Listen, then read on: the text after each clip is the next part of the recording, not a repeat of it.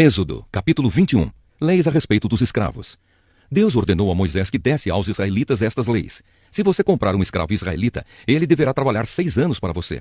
Mas no 7º ano ele ficará livre, sem ter de pagar nada. Se ele era solteiro, quando se tornou seu escravo, não levará a mulher quando for embora. Mas se era casado, então poderá levar a mulher. Se o dono do escravo lhe der uma mulher, e ela der à luz filhos e filhas, a mulher e os filhos serão do dono, e o escravo irá embora sozinho. Se o escravo disser que ama a sua mulher, os seus filhos e o seu dono e não quiser ser posto em liberdade, então o dono o levará ao lugar de adoração. Ali ele o encostará na porta ou no batente da porta e furará a orelha dele com um furador. Então ele será seu escravo por toda a vida. Se um homem vender a sua filha para ser escrava, ela não ficará livre como ficam os escravos do sexo masculino. Se um homem a comprar e disser que quer casar com ela, mas depois não gostar dela, ele terá de vendê-la novamente ao pai dela. O seu dono não poderá vendê-la a estrangeiros, pois ele não agiu direito com ela. Se alguém comprar uma escrava para fazê-la casar com seu filho, deverá tratá-la como se fosse sua filha. Se um homem casar com uma segunda mulher, deverá continuar a dar à primeira a mesma quantidade de alimentos e de roupas e os mesmos direitos que ela possuía antes. Se ele não cumprir essas 3 coisas, ela poderá sair livre, sem ter de pagar nada. Leis a respeito da violência. Deverá ser morto todo aquele que ferir uma pessoa de modo que ela morra. Porém, se foi apenas um acidente, não tendo havido intenção de matar, então aquele que matou deverá fugir para um lugar que eu escolherei e ali ele ficará livre. Mas se um homem ficar com raiva e matar outro de propósito, deverá ser morto, ainda que ele tenha fugido para o meu altar a fim de se salvar. Quem bater no pai ou na mãe será morto. Quem levar à força uma pessoa para vendê-la ou para ficar com ela como escrava será morto. Quem amaldiçoar o pai ou a mãe será morto. Se durante uma briga um homem ferir o outro com uma pedra ou com um soco, ele não será castigado se aquele que foi ferido não morrer. Mas se este ficar de cama e mais tarde se levantar e começar a andar fora da casa com a ajuda de uma bengala, então aquele que o feriu terá de pagar o tempo que o outro perdeu e também as despesas do tratamento. Se alguém ferir a pauladas o seu escravo e ele morrer na hora, o que bateu será castigado. Mas se o escravo morrer só 1 ou 2 dias depois, o dono não será castigado, pois a perda do escravo já é um castigo para o dono. Essa lei vale também para as escravas. Se alguns homens estiverem brigando e ferirem uma mulher grávida e por causa disso ela perder a criança, mas sem maior prejuízo para a sua saúde, aquele que a feriu será obrigado a pagar o que o marido dela exigir, de acordo com o que os juízes decidirem. Mas se a mulher for ferida gravemente, o castigo será vida por vida, olho por olho, dente por dente, mão por mão, pé por pé, queimadura por queimadura, ferimento por ferimento, machucadura por machucadura. Se alguém ferir o olho do seu escravo e ele perder a vista, o escravo terá de ser libertado como pagamento pelo olho perdido. E se alguém quebrar um dente do seu escravo, ele terá de ser libertado como pagamento pelo dente. Essa lei vale também para as escravas. Casos de acidente. Se um boi chifrar um homem ou uma mulher e a pessoa morrer, o boi deverá ser morto a pedradas e ninguém comerá sua carne. Mas o dono do boi não será castigado. Porém, se o boi tinha o costume de chifrar as pessoas, e o seu dono sabia disso e não o prendeu, e o boi matar algum homem ou alguma mulher, o boi será morto a pedradas, e o seu dono também será morto. No entanto, se deixarem que o dono pague uma multa para salvar a sua vida, então ele terá de pagar tudo o que for exigido. Se um boi matar um menino ou uma menina, o dono será julgado por esta mesma lei. Se um boi chifrar um escravo ou uma escrava, o dono receberá como pagamento 30 barras de prata, e o boi será morto a pedradas. Se alguém tirar a tampa de um poço ou se cavar um poço e não o tapar, e nele cair um boi ou um jumento, essa pessoa terá de pagar ao dono o preço do animal. Ela fará o pagamento em dinheiro, porém o animal morto será seu.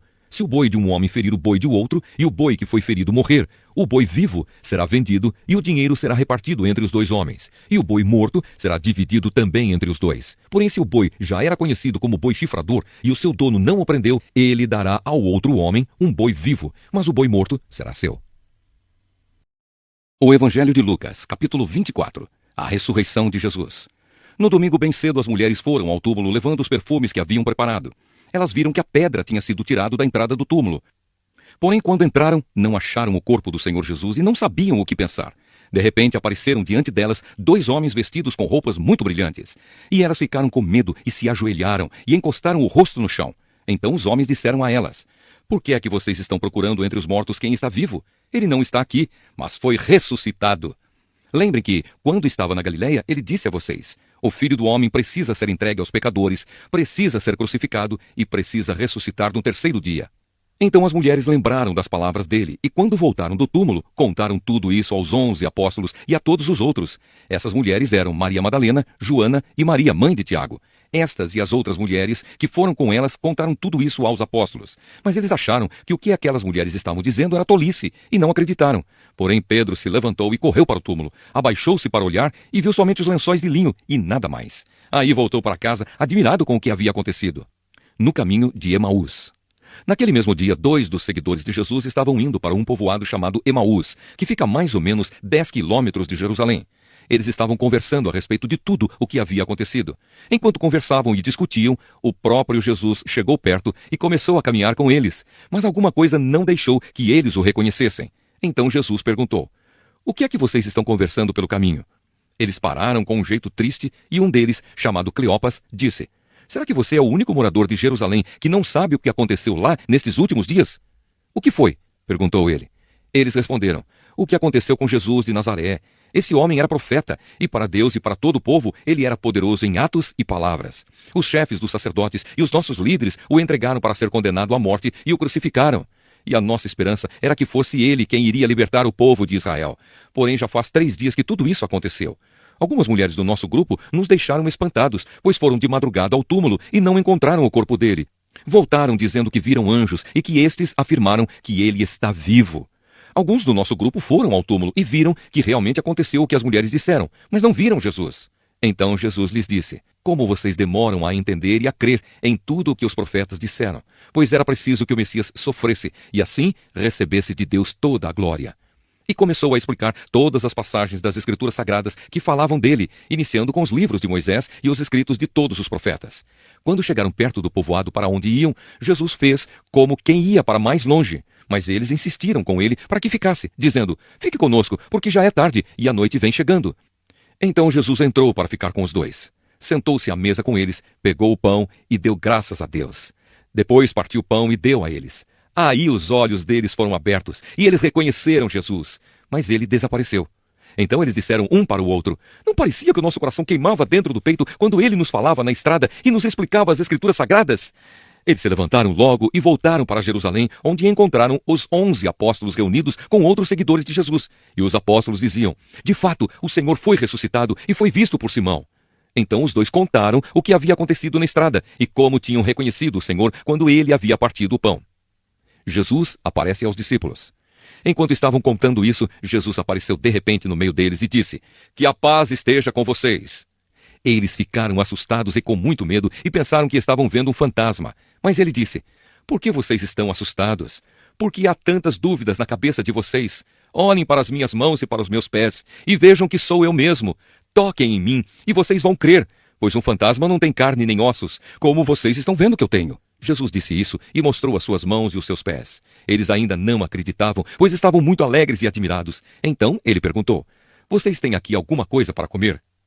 Eles lhe deram um pedaço de peixe assado que ele pegou e comeu diante deles. Depois disse: "Enquanto ainda estava com vocês, eu disse que tinha de acontecer tudo o que estava escrito a meu respeito na lei de Moisés, nos livros dos profetas e nos salmos." Então Jesus abriu a mente deles para que eles entendessem as Escrituras Sagradas e disse: "O que está escrito é que o Messias tinha de sofrer e no 3º dia ressuscitar. E que em nome dele a mensagem sobre o arrependimento e o perdão dos pecados seria anunciada a todas as nações, começando em Jerusalém. Vocês são testemunhas dessas coisas, e eu lhes mandarei o que o meu Pai prometeu. Mas esperem aqui em Jerusalém até que o poder de cima venha sobre vocês." Jesus é levado para o céu. Então Jesus os levou para fora da cidade até o povoado de Betânia. Ali levantou as mãos e os abençoou. Enquanto os estava abençoando, Jesus se afastou deles e foi levado para o céu. Eles o adoraram e voltaram para Jerusalém cheios de alegria. E passavam o tempo todo no pátio do templo, louvando a Deus. Jó, capítulo 39. Quem fez cada animal com o seu jeito de ser? Você sabe quando nascem os cabritos selvagens ou já viu nascerem as corças? Você sabe quantos meses as suas fêmeas levam para darem cria ou qual é o momento do parto? Você sabe quando elas se abaixam para dar cria, trazendo a este mundo os seus filhotes? Os filhotes crescem fortes no campo, depois vão embora e não voltam mais. Quem deu a liberdade dos jumentos selvagens? Quem os deixou andar soltos à vontade? Eu lhes dei o deserto para ser a sua casa e os deixei viver nas terras salgadas. Eles não querem saber do barulho das cidades, não podem ser domados, nem obrigados a levar cargas. Eles pastam nas montanhas, onde procuram qualquer erva verde para comer. Será que um touro selvagem vai querer trabalhar para você? Será que ele vai passar a noite no seu curral? Será que você consegue prendê-lo com cordas ao arado a fim de arar a terra ou puxar o rastelo? Será que você pode confiar na grande força que ele tem, deixando por conta dele o trabalho pesado que há para fazer? Você espera que ele traga o trigo para você colher e o amontoe no terreiro? Como batem rápidas as asas da avestruz, mas nenhuma avestruz voa como a cegonha. A avestruz põe os seus ovos no chão para que a areia quente os faça chocar. Ela nem pensa que alguém vai pisá-los ou que algum animal selvagem pode esmagá-los. Ela age como se os ovos não fossem seus e não se importa que os seus esforços fiquem perdidos. Fui eu que a fiz assim sem juízo e não lhe dei sabedoria. Porém, quando ela corre, corre tão depressa que zomba de qualquer cavalo e cavaleiro. Jó, por acaso foi você quem fez os cavalos tão fortes?